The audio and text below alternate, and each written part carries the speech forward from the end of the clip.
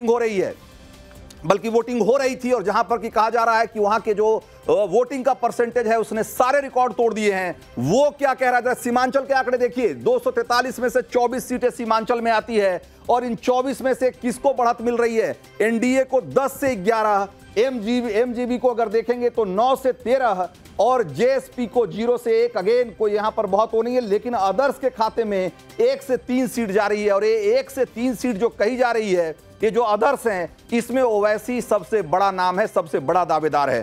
तो ओवैसी की जो पार्टी है एआईएमआईएम, कहा जा रहा है कि उनको 1 से 3 सीटें मिल सकती है और एनडीए को 10 से 11, यानी कि सीमांचल जो कि मुस्लिम बहुल इलाका है, यहाँ के जो किशनगंज, अररिया, कटिहार, पूर्णिया, ये सारे जो जिले हैं जहां पर कि मुस्लिम आबादी 40% से ज्यादा है और किशनगंज में तो 69% यानी कि 70% के आसपास है, वहां पर आप देखिए कि किस तरीके से यहां भी एनडीए एक तरीके से बढ़त कायम किया हुआ है उसने।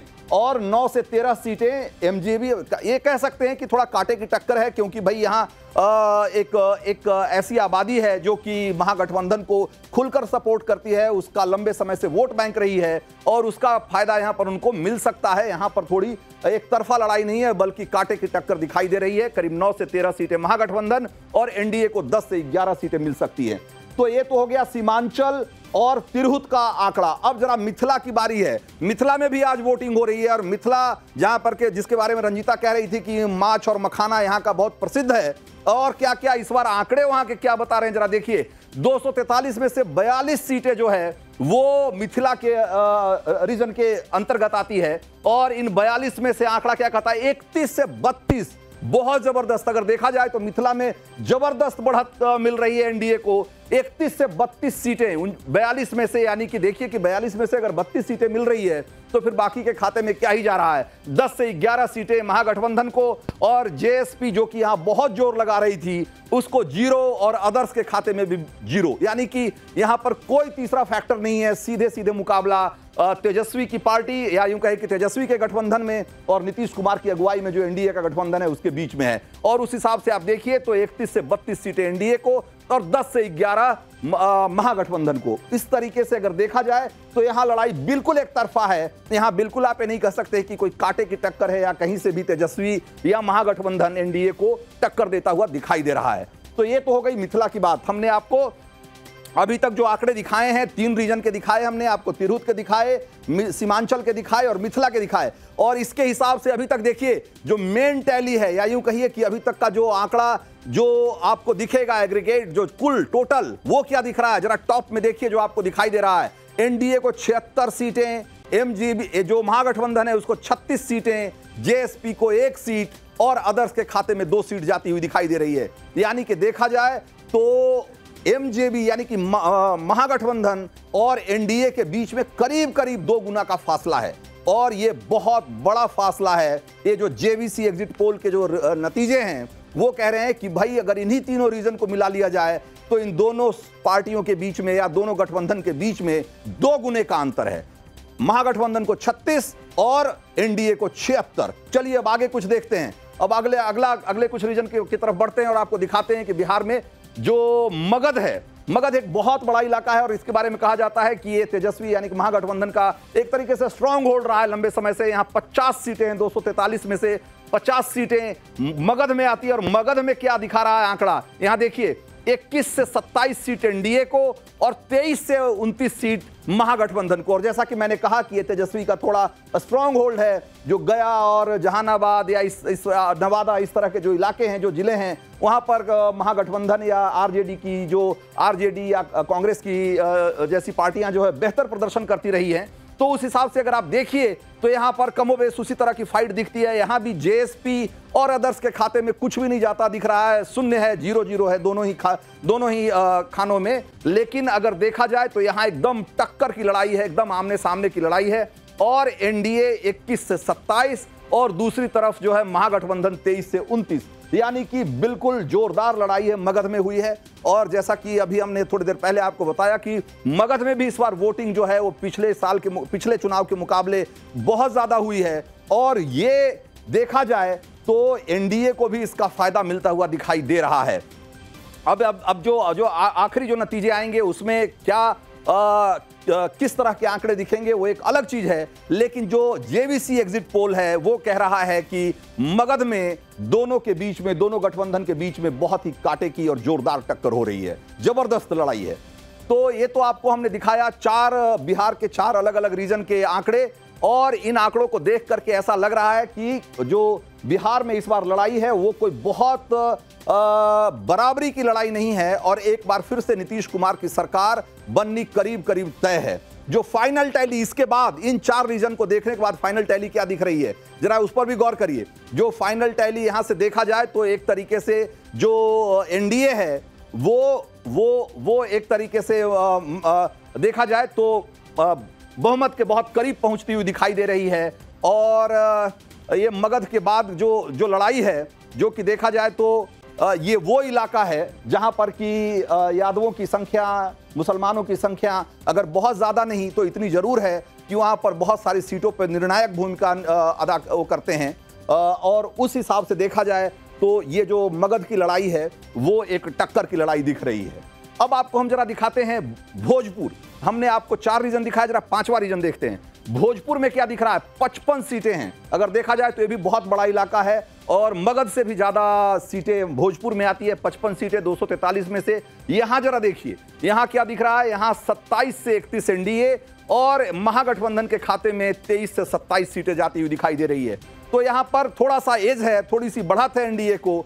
और अगर कहा जाए तो कांटे की टक्कर यहां भी भोजपुर में भी दिखाई दे रही है, और 23 से 27 और 27 से 31। तो देखा जाए तो थोड़ा बढ़त है, बहुत ज्यादा नहीं कहेंगे, लेकिन यह बढ़त जिस तरीके से बाकी के 3-4 रीजन में एनडीए ने ठीक ठाक बढ़त पहले ही बना रखी है, उस हिसाब से अगर देखें तो एनडीए एकदम से देखा जाए तो बहुमत को यहां से एक तरीके से वो पार कर ले रहा है। और आपको जो हम फाइनल टैली है वो आपको दिखाएंगे, और उसके बाद आप इस बात का अंदाजा लगा पाएंगे कि किस तरीके से इस बार जो बिहार की लड़ाई है वो एक बार फिर से नीतीश कुमार की तरफ जाती हुई दिखाई दे रही है। और एग्जिट पोल के आंकड़ों में तो कम से कम नीतीश कुमार की सरकार एक बार दोबारा बनती हुई दिखाई दे रही है। और जरा देखिए इसके बाद ये जो हमने आपको 5वां रीजन दिखाया, इसके बाद जो नीतीश कुमार की सरकार है, कम से कम एग्जिट पोल के आंकड़े कहते हैं कि उनकी सरकार बननी तय है। और उसके हिसाब से एनडीए को 129 सीटें एनडीए को मिल रही है, और महागठबंधन को सिर्फ 86 सीट मिल रही है। जेएसपी जो कि जन सुराज पार्टी है, जो कि पीके बहुत ताकत से इस जंग को लड़ रहे थे, और उन्होंने ये साबित करने की कोशिश की कि इस बार के चुनाव में एक तीसरा फैक्टर भी होगा, पीके फैक्टर। वो फैक्टर बहुत काम करता हुआ दिखाई नहीं दे रहा है। और जरा एक बार फिर से हम अपने सहयोगियों का रुख करते हैं और हम चलते हैं साकेत के पास। साकेत, अगर देखा जाए तो भोजपुर और मगध से ठीक ठाक सपोर्ट मिलता हुआ दिखाई दे रहा है महागठबंधन को, उसके बावजूद जो एग्जिट पोल के आंकड़े कहते हैं कि सरकार तो नीतीश कुमार की ही बनेगी। देखिए, बिल्कुल जिस तरह से शाहाबाद या भोजपुर जिसे कहते हैं उस इलाके की अगर हम बात करें तो पिछले लोकसभा चुनाव में 5 सीटें महागठबंधन वहां से जीती थी, और ऐसे में अगर उस इलाके में बीजेपी सेंधमारी कर रही है, अगर लड़ाई टक्कर की वहां पर एनडीए दे रही है, तो ये कहीं ना कहीं एनडीए के लिए एक शुभ संकेत है। और जो एग्जिट पोल के आंकड़े दिखा रहे हैं उससे ये साफ है कि इस इलाकों में भी एनडीए ने अच्छा परफॉर्मेंस किया है। उसी तरह मगध के इलाके में भी महागठबंधन के कई उम्मीदवार जीते थे लोकसभा चुनाव में भी और पिछले विधानसभा चुनाव में भी, यानी कि एक गढ़ माना जाता था महागठबंधन का। और उन इलाकों में अगर एनडीए ने फाइट दिया है, वहां पर नेक टू नेक फाइट अगर महागठबंधन और एनडीए के बीच है, तो ये बहुत फायदे की बात एनडीए के लिए होगी, जिस तरह से एग्जिट पोल इशारे भी कर रहा है। लेकिन आज चूंकि सुबह से हम मगध के कई इलाकों में, गया से लेकर जहानाबाद से लेकर नवादा, तमाम इलाकों में मैं घूम रहा था, और वहां पर वोटर्स की जो कह सकते हैं वोटर्स का जो रुझान था वो देखने को मिला, खास करके महिला वोटर की लंबी लंबी कतारें। हाँ। एक जमाना था जब ये पूरा नक्सल इलाका हुआ करता था, वहां पर वोटर्स डरते थे बूथ पर जाने पर, और वहां पर अब देखिए 5 बजे शाम तक 70% के आसपास वोटिंग हो गई है, 1 से 1.5 घंटे में, और ये जो आंकड़ा है बढ़ेगा। तो ये देखिए, संकेत साफ तौर हम से, लोग और महिलाओं का पहले जो वोट कहा जा रहा 14-15% वोटिंग जो है वो 10-11 बजे तक दिन में पता लगता था कि 15-17% वोटिंग हुई है। अभी सुबह सुबह आपको पता लगता है कि 9 बजे तक 15% वोटिंग हो जाती है, और शाम 5 बजे तक अगर 60%, 65% से ज्यादा वोटिंग दिख रही है, तो इसका मतलब है कि इस बार लोगों ने बड़ी संख्या में वोट किया है पिछले चुनाव के मुकाबले। हालांकि इसके पीछे एक बड़ी वजह SIR है, जिसकी वजह से बहुत सारे बोगस वोट काटे गए हैं और उसकी वजह से भी थोड़ा परसेंटेज बढ़ा हुआ दिख रहा है। लेकिन इसमें भी कोई दो मत नहीं है कि जिस तरह का उत्साह वहां बूथ पे दिखाई दिया, आपने भी दिखाया, रंजीता ने भी दिखाया और बाकी सहयोगियों ने भी दिखाया कि किस तरीके से सुबह से ही वहां बूथ पर लंबी लंबी कतारें दिख रही हैं। वो बताता है इस बार लोगों में इस चुनाव को लेकर बहुत अच्छा उत्साह था, और इसमें कोई दो मत नहीं है कि इसका फायदा, जो कम से कम एग्जिट पोल के आंकड़े बताते हैं कि इसका फायदा नीतीश कुमार को मिलता हुआ दिखाई दे रहा है। हमारे साथ वरिष्ठ पत्रकार अनंत विजय भी हैं। अनंत विजय जी, एक बार फिर से नीतीश कुमार, कम से कम एग्जिट पोल के आंकड़े तो यही कह रहे हैं, और जैसा कि हमने बिहार में दोनों ही चरणों में देखा कि बड़ी संख्या में महिलाएं निकलकर वोट देने के लिए आई, और पुरुषों के मुकाबले किसी भी बूथ पे चले जाइए, महिलाओं की कतार कहीं ज्यादा लंबी दिखी, बल्कि कई जगह तो 2 गुनी लंबी दिखी। मुझे लग रहा है कि ये महिलाएं नीतीश कुमार के लिए एक बार फिर से वरदान साबित हो रही।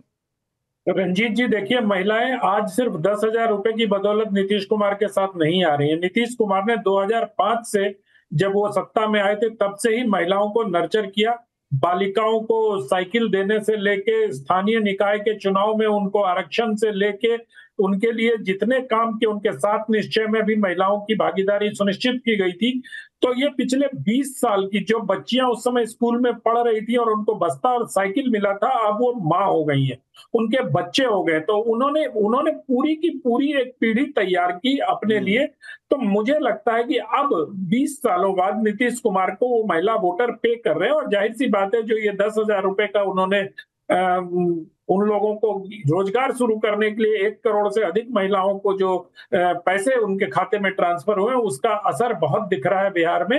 लेकिन कुल मिलाकर अगर हम देखें तो जिन आपने सारे रीजन में दिखाए, अगर हम उसमें मगध को छोड़ दें, तो भोजपुर और मगध के अलावा बाकी हर जगह, मतलब तिरहुत और जो आपका मिथिलांचल है, उसी में से 2 में से 90 के करीब सीटें हो जा रही है। तो सरकार तो इन्हीं 2 रीजन से बन जा रही है। बाकी मुझे हैरानी सिर्फ इस बात पर हो रही है कि जन सुराज पार्टी को इस बार इतना माहौल बना था, और अगर उनको सचमुच, आपके एग्जिट पोल के नतीजे में प्रश्न करने का कोई कारण नहीं नजर आता, लेकिन अगर सचमुच उनको 2 सीटें मिलती हैं, तो प्रशांत किशोर के लिए ये रास्ता बहुत बड़ा सेटबैक होगा। बिल्कुल।